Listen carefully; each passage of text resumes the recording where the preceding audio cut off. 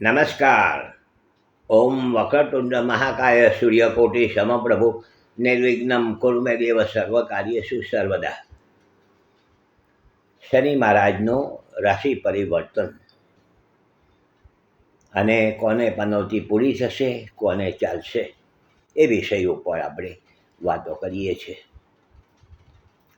ગયા એપિસોડમાં આપણે થોડીક વાત કરી કે શનિ મહારાજ તારીખ 29/3/2025ના રોજ રાશિ પરિવર્તન કરશે. કુંભ રાશિમાંથી મીન રાશિમાં આવશે.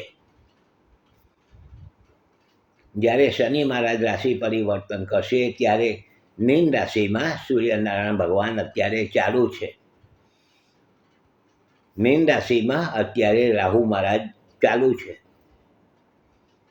રાહુ મીન રાશિમાં મે મહિનાના 2025ના મેના એન્ડ સુધી રહેવાના છે.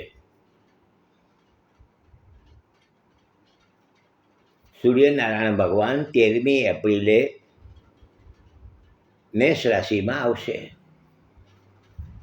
2025ના એપ્રિલના મહિનામાં મેષ રાશિમાં સૂર્યનારાયણ ભગવાન પ્રવેશ થશે. હવે આ જે ગોચર ગ્રહોની પરિસ્થિતિ બનવાની છે તે શનિ, સૂર્ય અને રાહુ મીન રાશિમાં ભેગા થશે. 29/3/2025થી સૂર્ય, શનિ અને રાહુ ભેગા થવાના છે એક જ રાશિમાં. અને આ જે યુતિ બનવાની છે શનિ, સૂર્ય, રાહુની, હવે આ બધા ગ્રહો એકબીજાના વિરોધી છે. એકબીજાના વિરોધી ગ્રહ છે. આ જ્યોતિષની ભાષામાં શ્રાપિત યોગ બનશે, ગ્રહણ યોગ બનશે, સંઘર્ષ યોગ બનશે. 13મી એપ્રિલે સૂર્યનારાયણ ભગવાન બદલાઈ જશે એટલે પછી શનિ અને રાહુની યુતિ ચાલશે મે મહિનાના એન્ડ સુધી. મેના અંત સુધી શનિ રાહુ ભેગા ચાલશે. તો એના પરથી એમ કહી શકાય કે આવનારા 3 મહિનાનો સમય દેશ અને દુનિયા માટે અગર તો કંઈક ને કંઈક રીતે બીજી રીતે હેરાન પરેશાન વાળો રહે, તકલીફ વાળો રહે.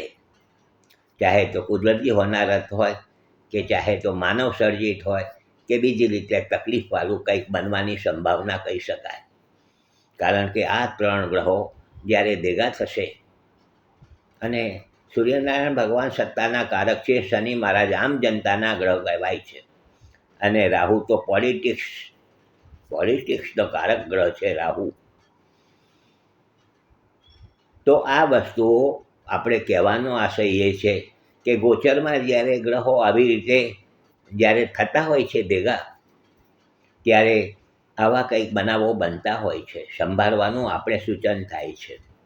અને જે લોકોને જન્મકુંડળીમાં શનિ મહારાજની પોઝિશન બરાબર ના હોય, સૂર્ય દૂષિત હોય, રાહુનું ભ્રમણ બરાબર ન ચાલતું હોય, તો આવા વ્યક્તિઓએ તો ખૂબ સંભાળવાનું છે. વેપાર ધંધામાં હોય કે ચાહે તો આરોગ્યમાં હોય કે ચાહે તો કંઈક બીજા પરિવર્તનો કરવાના હોય, મકાનમાં, ધંધામાં કે બીજી રીતે, તો અત્યારે પોતાના જન્મના ગ્રહો તપાસીને પછી જ આગળ વધવું જોઈએ એમ મારું માનવું છે.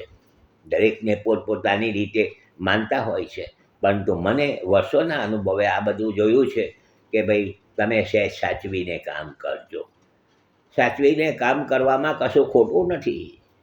સાચવજો, કહેવાનો આશય એ છે. અને આ બધું બનાવ બનશે કે ન બને એ તો પછી ઉપરવાલાના હાથની વાત છે. પરંતુ આપણે જ્યોતિષની આંખે, જ્યોતિષની દૃષ્ટિએ આ થોડીક વાતો કરું છું. તો આ બધી વાતો છે. કાલે પાછા મળવાનું છે. જોડાયેલા રહેજો. લાઈક કરજો, શેર કરજો, સબસ્ક્રાઈબ કરજો અને બીજાને જોવાની ભલામણ કરજો. હસમુખલાલ ઝવેરીના સૌને નમસ્કાર. જય શ્રી કૃષ્ણ. ઓમ નમઃ શિવાય.